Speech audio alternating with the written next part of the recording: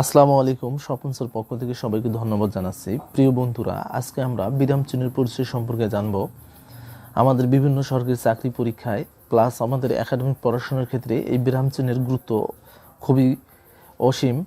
আমরা অনেকে ভালো করে বুঝি না আসলে যে বিরাম চিহ্ন কী এবং এর প্রকারভেদগুলো সম্পর্কে আমরা অনেকেই জানি না। বিরাম চিহ্নের বিরতির সময়গুলো সম্পর্কেও আমরা অনেকে জানি না। তো আজকে আমরা বিরাম চিহ্নের ইংলিশ, বাংলা অর্থাৎ এর আকার, এর ব্যবহৃত নাম, ইংরেজি নাম, বাংলা অর্থ এবং বিরামের সময় সম্পর্কে আমরা জানার চেষ্টা করব।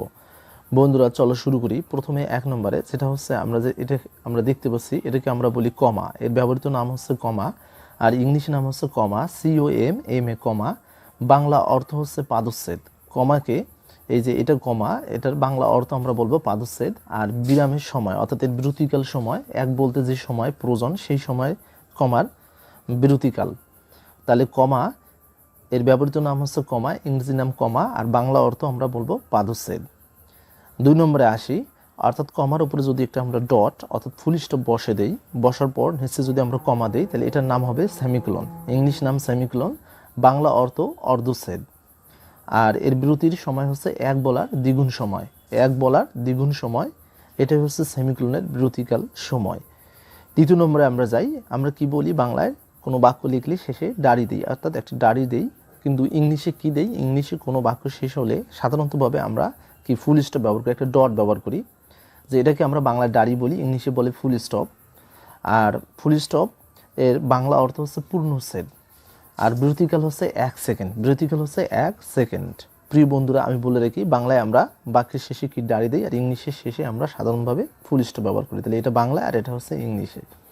এই ফুল স্টপের বাংলা অর্থ হচ্ছে পূর্ণচ্ছেদ। এবার 4 নম্বর আমরা দেখব। আমরা সবাই জানি এটাকে বলি আমরা প্রশ্নবোধক চিহ্ন, যেটাকে আমরা ইংলিশে বলি নোট অফ ইন্টারোগেশন, বা অনেকে বলে কোশ্চেন মার্ক চিহ্ন, যেটাকে আমরা প্রশ্নবোধক চিহ্ন বলি। বাংলা অর্থ প্রশ্নবোধক চিহ্ন, আর বিরতিকাল হচ্ছে 1 সেকেন্ড। 5 নম্বরে আমরা যাই। অর্থাৎ একটা দাড়ি টানার পর যদি একটু শেষে ফোঁটা দেই বা ফুল স্টপ দেই দাড়ির নিচে, তখন সেটাকে বলে বিশেষসূচক চিহ্ন। ইংলিশে বলি ওটাকে, ইংলিশ নাম হচ্ছে note of exclamation. Note of exclamation, Bangla ওটাকে বলা হয় বিশেষসূচক চিহ্ন, আর এর বিরতিকাল হচ্ছে 1 সেকেন্ড। 6 নম্বরে আমরা যাই। অর্থাৎ দুটা যখন আমরা ফোঁটা ব্যবহার করব, সেটাকে আমরা বলবো কি, কোলন। সেটাকে আমরা কি বলবো, ক্লোন। ইংলিশ নাম হচ্ছে ক্লোন, বাংলা এটাকে বলা হয় দৃষ্টান্তচ্ছেদ। দৃষ্টান্তচ্ছেদ চিহ্ন বলি এটাকে, কোলনকে। এর বিরতিকাল হচ্ছে 1 সেকেন্ড। আবার কোলনের পর যদি একটা জোরে টান দিই, অর্থাৎ মাঝ বরাবর যদি জোরে একটা যদি টান দেওয়া হয়, তাহলে এটাকে বলা হয় কোলন ড্যাশ। এটাকে আমরা বলি কোলন ড্যাশ। ইংরেজি নাম হচ্ছে কোলন ড্যাশ, বাংলা নাম হচ্ছে ছেদ বাক্য সংগতি চিহ্ন। ছেদ বাক্য সংগতি চিহ্ন, এর বিরতিকাল হচ্ছে 1 সেকেন্ড। 8 নম্বরে আমরা আসি। যদি জোরে একটু টান দেই তাহলে ওটাকে বলা হবে ড্যাশ। ওটার ব্যবহৃত নাম হচ্ছে ড্যাশ, আর ইংলিশ নাম ড্যাশ, DASH ড্যাশ। বাংলা নাম হচ্ছে বাক্য সংগতি চিহ্ন। বাংলা নাম হচ্ছে বাক্য সংগতি চিহ্ন, বিরতিকাল হচ্ছে 1 সেকেন্ড। 9 নম্বরে আসি। ড্যাশের চেয়ে যদি ছোট একটু হয়, একটু টান দেই, তাহলে এটাকে বলা হয় হাইপেন। ইংলিশ নাম হচ্ছে হাইপেন, HYPHN হাইপেন। বাংলা যেটা অর্থ, হাইপেনের বাংলা অর্থ হচ্ছে শব্দ সংযোগ চিহ্ন। শব্দ সংযোগ চিহ্ন, আর এর বিরতিকাল থামার কোনো প্রয়োজন হয় না, অর্থাৎ থামার প্রয়োজন নেই। হাইপেনের সময় আমাদের থামতে হয় না। এবার আমরা 10 নম্বর যাব। আমরা সবাই জানি এটাকে, আমরা সাধারণভাবে ইংলিশে অনেকে জানি, এটার নাম হচ্ছে ইনভার্টেড কমা, অর্থাৎ ডাবল আছে। এটার ব্যবহৃত নাম হচ্ছে জোর উদ্ধৃতি চিহ্ন। বাংলায় বলে জোর উদ্ধৃতি চিহ্ন, এর বাংলা অর্থ হচ্ছে জোর উদ্ধৃতি চিহ্ন। ইংলিশে বলি এটাকে ইনভার্টেড কমা, আর এর বিরতিগুলো হচ্ছে এক বলতে যে সময় প্রয়োজন সেই সময়ের মধ্যে এর বিরতি হয়। এবার আমরা দেখতে পাচ্ছি সিঙ্গেল। এটা ছিল ডাবল, যেটাকে আমরা বলছিলাম জোর উদ্ধৃতি চিহ্ন। এবার সিঙ্গেল মানে একটা করে আছে, তাহলে এটাকে বলবো এক উদ্ধৃতি চিহ্ন, যেটাকে আমরা ইংলিশ নাম বলতে পারি কোটেশন মার্ক।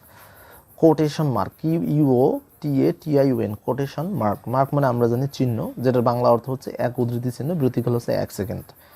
12 নম্বরে যাই। এবার যদি এই কমাটা উপরের দিকে আসে, এর আগে আমরা কমা দেখলাম, যে শুরুতে আমরা দেখছিলাম কমা, এরপরে আমরা দেখলাম কি ইনভার্টেড কমা, এটা ডাবল আর এটা সিঙ্গল। আর কমাটা যদি উপরে আসে সেটাকে আমরা বলবো লোপ চিহ্ন।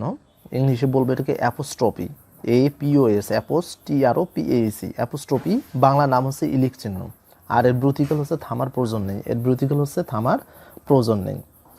এবার 13 নম্বর, আমরা জানি এটা সবাই প্রথম বন্ধনী বলি। বা আমরা ইংলিশে বলি ফার্স্ট ব্র্যাকেটস, প্রথম বন্ধনীর চিহ্ন, আর এটা থামার প্রয়োজন নেই। আমরা জানি দ্বিতীয় বন্ধনী যেটাকে সেকেন্ড ব্র্যাকেট, এটা ম্যাথে বেশি ব্যবহার হয়, গণিত করার ক্ষেত্রে ব্যবহৃত হয়, সেজন্য আমি এটা লিখে দিইনি। তো আমি তৃতীয় বন্ধনী আমি লিখে দিয়েছি, এটা ব্যবহৃত হয় যে তৃতীয় বন্ধনী যেটাকে আমরা বলি থার্ড ব্র্যাকেটস, বাংলায় হয় তৃতীয় বন্ধনীর চিহ্ন, আর এটার বিরতিকালের কোনো থামার প্রয়োজন হয় না। এবার আমরা 15 নম্বর দেখব, অর্থাৎ 3 ডট দেখতে পাচ্ছি, তারপরে আমরা একটা স্ল্যাশ চিহ্ন দেখতে পাচ্ছি, অথবা আমরা এখানে কি দেখতে পাচ্ছি, অ্যাস্টেরিক। তো এই যে 3 ডটের পর স্ল্যাশ, তারপরে 3টা কি অ্যাস্টেরিক চিহ্ন অর্থাৎ তারকার চিহ্ন দেখতে পাচ্ছি। তো এটার বাংলা নাম হচ্ছে বর্জন চিহ্ন, ইংলিশে বলে অ্যাস্টেরিক, ASTERISK, অ্যাস্টেরিক। বাংলা এর অর্থ হচ্ছে বর্জন চিহ্ন, অথবা ত্রিবিন্দু বলতে পারি, অথবা বলতে পারি 3 তারকা চিহ্ন, আর এখানে থামার কোনো প্রয়োজন হয় না। 16 নম্বর আমরা দেখতে পাচ্ছি যেটাকে আমরা বলি ডট, আমরা কি বলি ইংলিশে ফুল স্টপ, বাংলা এটাকে ডট বলি। এটার বাংলা ব্যবহৃত নাম আমরা বলতে পারি বিন্দুর চিহ্ন, ইংলিশ নাম হচ্ছে ডট, বাংলা অর্থ বিন্দু, আর এখানে থামার কোনো প্রয়োজন হয় না। সর্বশেষে যেটা আমরা দেখতে পাচ্ছি এটাকে আমরা বাংলায় ব্যবহৃত নাম বলি বিকল্প চিহ্ন, আমরা ইংলিশে বেশি অভ্যস্ত হয়ে গেছি, ইংলিশে বলি এটাকে স্ল্যাশ, SLASH স্ল্যাশ, বাংলা অর্থ হচ্ছে বিকল্প চিহ্ন, আর এর বিরতিকাল হচ্ছে থামার প্রয়োজন নেই। প্রিয় বন্ধুরা, আমি পরবর্তী টিউটোরিয়ালে এর ব্যবহারিক বিধি সম্পর্কে আলোচনা করব। আমরা অনেকেই কিন্তু জানি না, আসলে বাংলা নামেই জানি না, অনেকেই ইংলিশ শুনতে অভ্যস্ত হয়ে গেছি, অনেকে বাংলা নামগুলো জানি না, এবং বিরামের যে সময়, এদের যে সময়টা সম্পর্কে জানি না, কখন বিরতির সময় হয়। ফর এক্সাম্পল আমি একটু বলি যে অনেকে আমরা কমা বলি, এর বাংলা নামটা জানি না, কমার বাংলা নাম হচ্ছে পাদচ্ছেদ, আর যেটা দাড়ি বা ফোঁটা দিই ইংলিশে ফুল স্টপ, এটার নাম হচ্ছে পূর্ণচ্ছেদে। তো আমি আশা করি আমার টিউটোরিয়ালটা একটু হলেও তোমাদের উপকৃত হবে, অর্থাৎ তোমাদের উপকারে আসবে। যদি তোমাদের ভালো লাগে তাহলে লাইক, কমেন্ট এবং শেয়ার করে দেবে। তো সবাইকে ধন্যবাদ জানাচ্ছি। পরবর্তী আরেকটা গুরুত্বপূর্ণ টিউটোরিয়ালে তোমাদের সঙ্গে দেখা হবে। আল্লাহ হাফেজ, আসসালামু আলাইকুম।